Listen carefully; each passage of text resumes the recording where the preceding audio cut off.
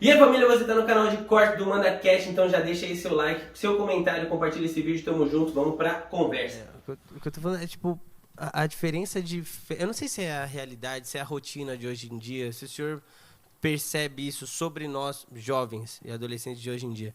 Porque, mano, não tem isso. Acho que pela época, por ser escasso, o senhor citou, né, que tinham pregadores, mas eram poucos. Por ser escasso, aparecia muito. Hoje, pelo excesso, se qualquer um você aparece, faz alguma coisa, você tem fácil acesso. Eu penso assim, ó, não que na minha época de adolescente e jovem não tivesse. Nós tínhamos os nossos entretenimentos. Certo. E nós nos divertíamos. Eu não vivia somente isso. Eu tinha meu momento. Eu gostava de ir no show gospel. Na época... Seu momento era... Eu tinha meus momentos. Eu não sempre lia a Bíblia e ia para a igreja. Eu gostava de ver alguém cantar louvor. Mas eu dançava. E a banda Catedral, quando ela estava ali bacaninha, Catedral, eu ia. E nós chamávamos de espaço, né? O espaço gospel, né?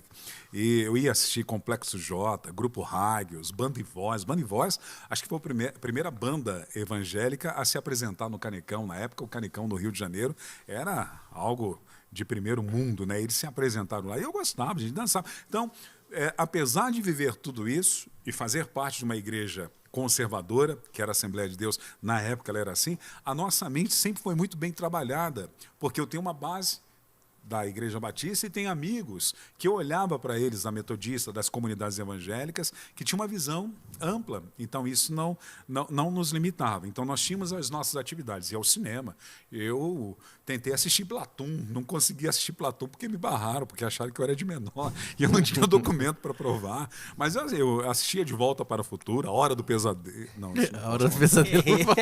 A Hora do Espanto. Manda aí, mano, manda aí. Eu não posso contar. Foi depois desse filme da Hora do Pesadelo que vocês foram ressuscitar a menina lá? Cara, nada, eu não tinha agora nem dormir, meu amigo. Né? Então, eu tinha uma vida comum e normal, mas eu tinha a minha vida comprometida com Deus. O que eu vejo hoje, eu acredito que assim, há corações sedentos. Eu vejo isso aqui na nossa igreja local. Eu vejo isso nos movimentos mundiais, como o Dunamis, né? Esses projetos que acontecem. Porém, por outro lado, no dia a dia, eu percebo que o entretenimento roubou muito aquilo que seria prioridade, talvez, na minha época. Ao invés de eu estar lendo hoje, de repente, um bom livro, ou lendo a própria Bíblia, de repente eu me prendo mais em uma série. Apesar que a série dos Conectados, por favor, fique à vontade. Mas, assim, episódios, eu sei falar tudo sobre... The Walking Dead. Exatamente. É mesmo? Acertei? Não sei falar sobre outras coisas. Não, estou dando um exemplo. Tá. Né? Você assistia The Walking Uma Dead. coisa que chamou a atenção do Wesley uma vez, para quem não sabe, o pastor Wesley Marques é meu filho, né? E a gente estava de carro viajando, acho que eu estava levando ele e a Manuela para o Rio comigo. E a gente batendo um papo e tal, e eu perguntando para ele qual o nível de envolvimento, de sentimento dele pelo reino de Deus. E ele... o pastor Joel me ligou, rapaz. É mesmo? O pastor Joel, eu estou aqui no... MandaCast. É verdade, por favor. É verdade, tem provas, testemunhas. Obrigado. E eu olhei para o Wesley, ele extremamente apaixonado pelo Real Madrid, apaixonado pelo Santos. E eu perguntei para o Wesley... Ele não é catalão, não? O Wesley é Barça. Não, é Real Madrid. Real Madrid? Real Madrid, Wesley. Wesley. Não, ele postava Visca-Barça. Então, vamos lá. Visca-Barça. Expôs o menino aqui. Real Madrid. Ala Madrid. Aí, vamos lá, já faz tempo isso também. Tá, mas eu acho que Real Madrid e Santos foi na época, né? Apesar que ele era flamenguista. Vixe, esse menino aí. Aí eu falei, e aí, filho, como é que tá? Ele foi falando com tanta propriedade sobre os times, aí de repente eu parei e perguntei, e como é que você está apaixonado por Jesus? Não, Jesus, pai, você sabe que ele é tudo para mim. Ele é o meu primeiro. Falei, que legal. Ele tem aquela frase, né? Você ainda continua apaixonado por Jesus? E aí, você continua apaixonado por Jesus? Falei, que legal. Escalação do Real Madrid. A forma como a gente fala é diferente, né? A escalação do Santos. Falou tudo. Eu falei, caramba, me diga quem são os 12 apóstolos de Jesus. Aí deu aquele... Daquela gaguejada. Tobias. Aí ele parou, pensou, analisou. Aí no outro dia ele já me falou quem eram os 12, né?